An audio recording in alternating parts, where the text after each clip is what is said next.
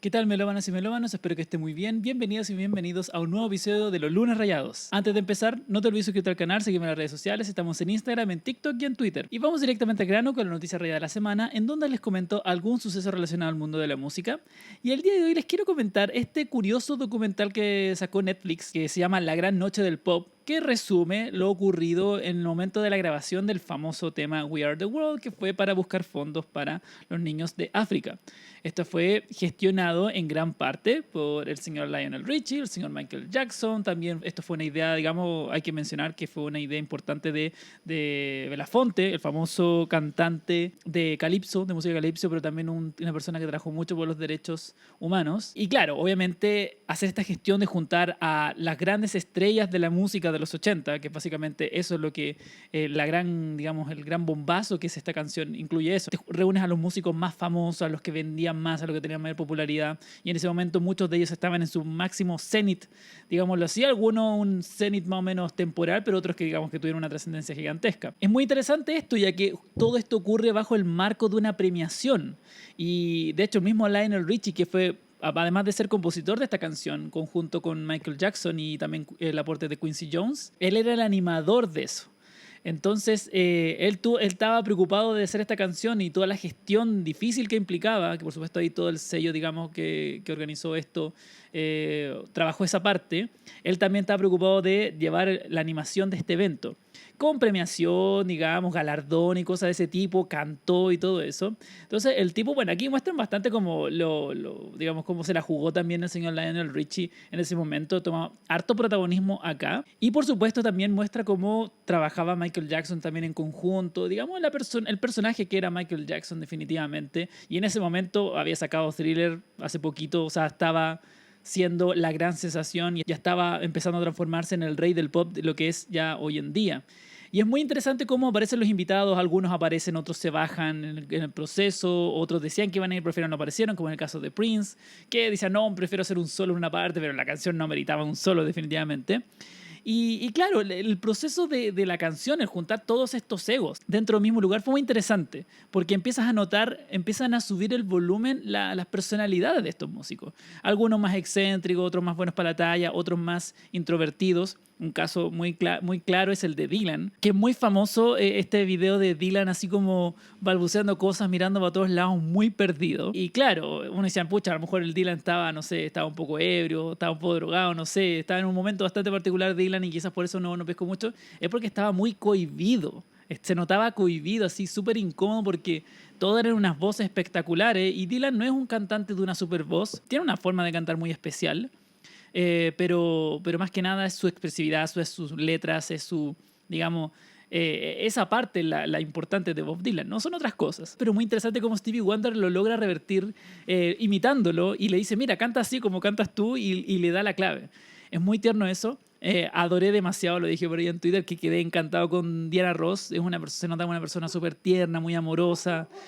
Encontré particularmente chistoso como Cyndi Lauper en un momento se da cuenta de que está haciendo ruido sus propios aros. Era divertido. Entonces, es un documental súper divertido y que sin duda fue un momento muy importante en la música pop, que a tal punto de que fue imitado en otros países, incluso Chile, que hay una versión chilena que realmente da vergüenza ajena. Así que nada, eso. Muy interesante el documental, me gustó mucho y es interesante la gente que le gusta la música, le gusta el pop, para poder ver, apreciar más como la personalidad de estos músicos, lo encontré bien interesante. Eso rescato harto, como que se nota mucho cómo eran cada uno, con sus cosas buenas y sus cosas no tan buenas. Es divertido Stevie Wonder, como que empiezas a ocurrirse la idea y está como súper emocionado y cantando y se le ocurren nuevas cosas. Cuando el tiempo corría ya era tarde, entonces habla mucho Stevie Wonder, una persona muy especial. Así que bueno, eso, vean el documental, está súper entretenido. Bueno, vamos entonces a la siguiente sección, el cual se llama Escucha Esto, en donde comento un lanzamiento nacional y el día de hoy vuelvo con un lanzamiento, ya que la semana pasada estuve haciendo la semana de clásicos. Si no han visto la semana de clásicos, voy a dejar el link en la descripción para que lo vean. Son 7 discos. Entonces fue una tarea titánica. Entonces claramente no tuve tanto tiempo de escuchar discos nuevos. Pero quiero hacer esta reseña de este disco de metal, de death metal, de esta banda llamada Unausprechlichen Kulten. El álbum se llama Haxan Sabaoth. Este es el sexto disco de estudio, me parece, de la banda formada a fines de los 90 en Santiago. El nombre viene de un libro de H.P. Lovecraft. Y ellos tienen una trayectoria estelar, teniendo discos a su haber muy apreciados en la comunidad metalera mundial. Y regresan sabiendo lo que saben hacer, pero en esta ocasión diría yo que van acercándose cada vez más a la perfección sonora de su propuesta. Hay bandas que son un poco eso, ¿no? Acercarse más y más a la versión definitiva de su sonido, desde lo performativo, desde lo artístico, desde la estética, desde lo técnico. Y yo diría que, de una manera muy honesta, me gustaría decir de que este es uno de los mejores álbumes de death metal que se han hecho en Chile. Y sin duda que el death metal es un género que ha sido muy prolífico desde su aparición, entonces pareciera ser de que está todo dicho, y si bien hay elementos que son clásicos, las guitarras ametralladoras, el sonido apabullante, baterías blasteando, voces guturales, a mí me parece que una Auspreslichen Kulten va más allá adicionando cosas extra que van desde elementos de black metal, elementos de metal progresivo, death metal moderno, cosas como de dissonant death metal. Cada canción es un viaje desde el comienzo. Lamia Sucuba, desde los arpegios amenazantes, descendemos al infierno poco a poco, avanzando con estos rifeos apabullantes y primeras voces guturales que van apareciendo. Y lo interesante es que a veces cambia de ritmo, pasa de una cosa a 4/4 a 3/4 para volver a esta parte arpegiada. Es genial cómo juegan con esas dinámicas, están estos solos rapidísimos, llenos de expresividad y furia. Y me encanta además cómo se suman como unos coros de fondo, ambientando esta epicidad. Este es un disco que muestra como la majestuosidad de la maldad, digámoslo así. Y luego en la última parte, después de un respiro con guitarras más limpias, vuelve a toda velocidad, rozando con elementos black. El blasteo realmente es increíble. 4 velas de cebo infantil, tenemos este sonido avasallante, con toda la expresividad y emotividad que tiene este tipo de música. Me encanta cómo en el mix, digamos, como en la producción, se van acomodando cada guitarra cumpliendo su rol. Es como una orquestación musical, recordándome actos modernos como Nauseam. Aquí tienes un montón de guitarras, no es lo típico guitarra 1, guitarra 2 que funcionan igual y listo. Aquí son como 4, a veces escucho 5 guitarras, una cosa impresionante. Y además tenemos estos duelos de solos de guitarra que me recuerdan a momentos a cosas más clásicas como Death. Desde la intro, con un órgano muy horrorífico, pasamos a otro tema llamado Our Almighty Catatonic Lords, donde continúan esta senda de orquestar canciones con riffs intrincados que van jugando con el típico ametralleo de cuerdas graves, los arpegios, las cuales siguen siendo pesadísimas. O sea, independientemente del arpegio, sigue sonando pesado y avasallador, que se complementa muy bien con el bajo y los cambios de ritmos que hacen partícipes a momentos más reposados, volviendo a estos balanceos de cuerdas. No pierden furia ni tampoco brutalidad, eso lo hace muy interesante. Hexennipel parte con guitarras limpias, pero la voz gutural se introduce de igual manera, como que introduce la canción, la historia, digámoslo así, para explotar con guitarras haciendo trémolos súper desorientadores y así pasar a este frondoso death metal clásico. Tiene usted un sonido más Morbid Angel, digámoslo así, del Morbid Angel post fórmulas Fatal to the Flesh. Yo diría que esto como del Gateway to Annihilation, esa era de Morbid Angel. Me encantan los cambios de ritmo, por ejemplo aquí regresan a la idea de la intro, así apreciando la voz gutural en su máximo esplendor, porque claro, con tanta orquestación a veces la gutural pasa un poco más piola, pero a veces como que le dan espacio a que brille un poco más. Y la batería hace increíbles aportes, porque juega con los toms, juega con los doble bombo, haciendo cosas que pareciera que anunciara el apocalipsis. Dio buena fórmula, la voz gutural introduce el tema a uno de los riffs más amenazantes y en este caso más demoníacos, acercándose a lo lento sin dejar este sonido satánico.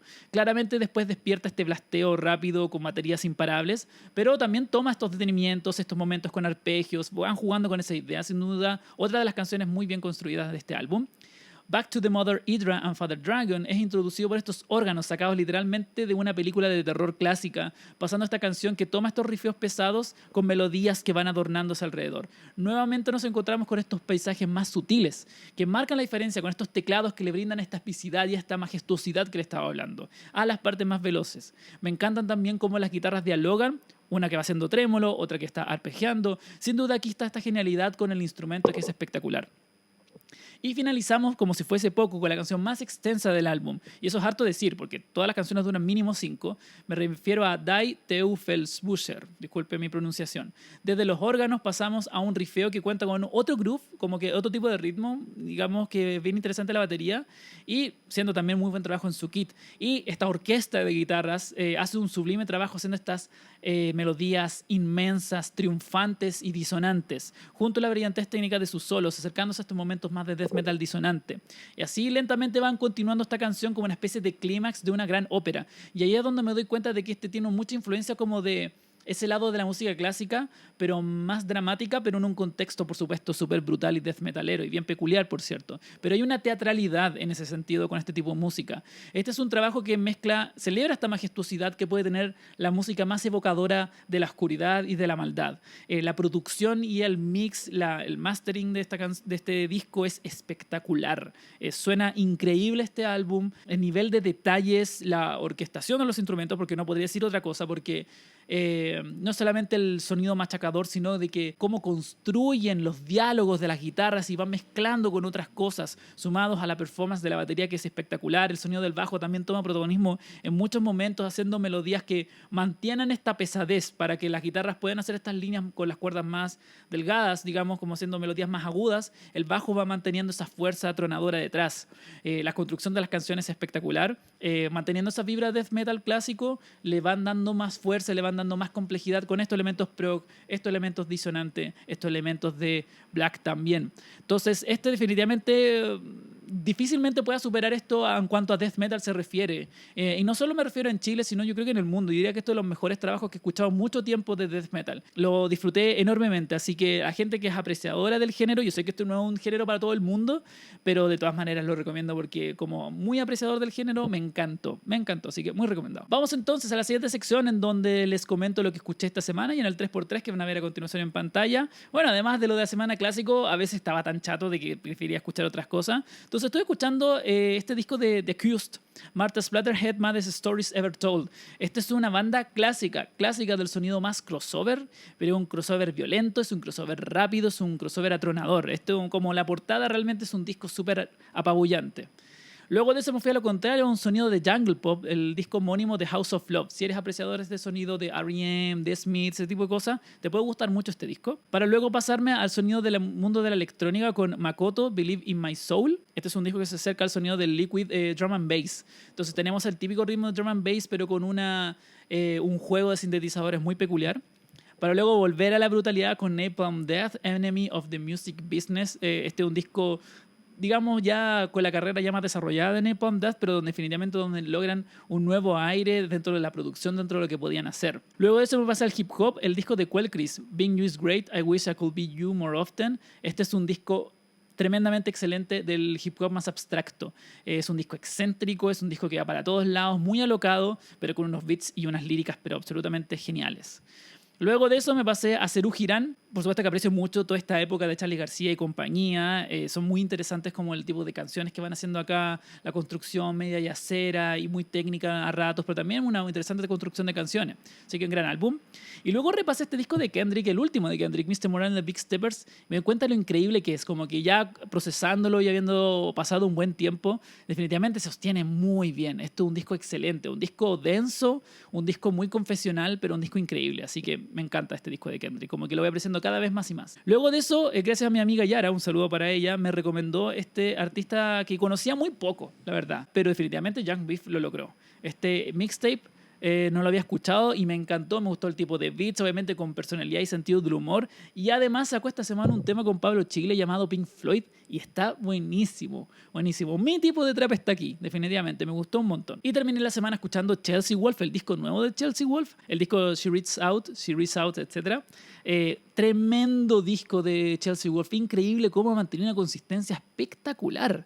Aquí combinando este sonido dark wave con sonidos industriales, el disco es pesado, pero es emotivo, es oscuro, es maravilloso, por favor escúchenlo. Eso, entonces vamos a la última sección en donde respondo las preguntas que me hicieron por Instagram. Primera pregunta de Chris Habla Poquito. Si pudiera decir alguna forma en que la música te haya ayudado y cambiado, ¿cuáles sería? Yo diría que me ha ayudado a varias cosas. Una es como a tener como un espacio de exploración personal y de conexión personal muy grande. Como que la música me ha permitido crecer como persona, con el sentido como de conectar con mis emociones, de poder escuchar más al otro y de empatizar más con el otro. Porque al momento que vas escuchando más y más música, vas como entendiendo más como las diferentes perspectivas del mundo. Y creo que la música es una forma muy mágica en donde uno puede conectar con emociones del otro y puedes conectar con diferentes formas de expresar esas emociones. Y puedes conectar con también diferentes formas de poder expresar la sonoridad. Entonces, por eso siempre insto a escuchar muchos estilos de música, porque hay tantos colores, hay tantas expresividades, hay tantos discursos, hay tantas cosas que se pueden mostrar que claro, si te centras en un tipo de música, como que una visión más reducida. Entonces, por eso aprecio mucho escuchar harto música. Segundo, ¿cuál es tu opinión sobre el problema de la difusión de la escena independiente chilena? Esta es una pregunta de Paralelepípedo. Yo creo que hay un tema como de que como cuesta tanto que la gente llegue a acceder a estos sitios, a las revistas, etcétera, como que están necesitados de que sea lo popular que los atraiga para poder tener clics, para poder tener, digamos, atención, que pueden visitar su página, que escuchen su radio, lo que sea ese medio. Entonces, eso hace de que dejemos de lado lo independiente porque no siempre nos trae números. Entonces, como que en un momento se desbalanceó esa parte. Entonces, eso obligó de que existan nuevos medios y nuevas formas de expresar la música independiente chilena. Hay medios que me saco el sombrero, por ejemplo, Espectador, de que hacen un trabajo de joyería semana a semana en ese sentido. Hay otras que, por supuesto, han hecho muy, muy bien en su trabajo, pero como hay tanta música afuera, es un trabajo muy grande, hay mucho trabajo por hacer en difusión musical. Entonces, cubrir todas las escenas es una tarea muy difícil. Entonces me parece de que un poco este miedo y un poco este lado también muy conservador de la música, y también pasa de que hay muchos periodistas de música que no están muy actualizados, entonces como no están muy actualizados no cachan que está todo esto pasando.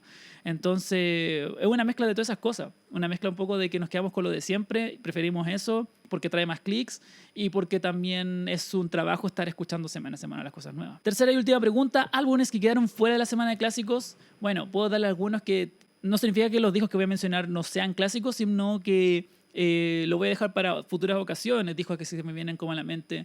Podría ser Denver, me gustaría reseñarlo. Podría ser Lucybell, creo merece un respeto diferente. Creo que en un momento de la vida como que todos dicen que es una banda mala y me parece un completo absurdo. A ver si cubro un poco más de otros discos de metal, por ejemplo pensando de Criminal, cosas de ese tipo, pensando en Álvaro Peña, es un disco que quería hablar. Por supuesto quiero hablar de un momento de Congreso. Son algunos discos que a lo mejor en el futuro voy a comentar, así que no los descarto un tema como de porque son solo 7 días y tu momento uno tiene que tomar una decisión. Pero definitivamente en los futuros semanas de clásicos vienen otros discos y si quieren alguna sugerencia, por supuesto que estaré atento. Eso, lo dejamos hasta aquí. Muchas gracias por ver este video. Si es primera vez que ves este canal, considera suscribirte. Y eso, nos estamos viendo próximamente. Cuídense mucho. Chao, chao.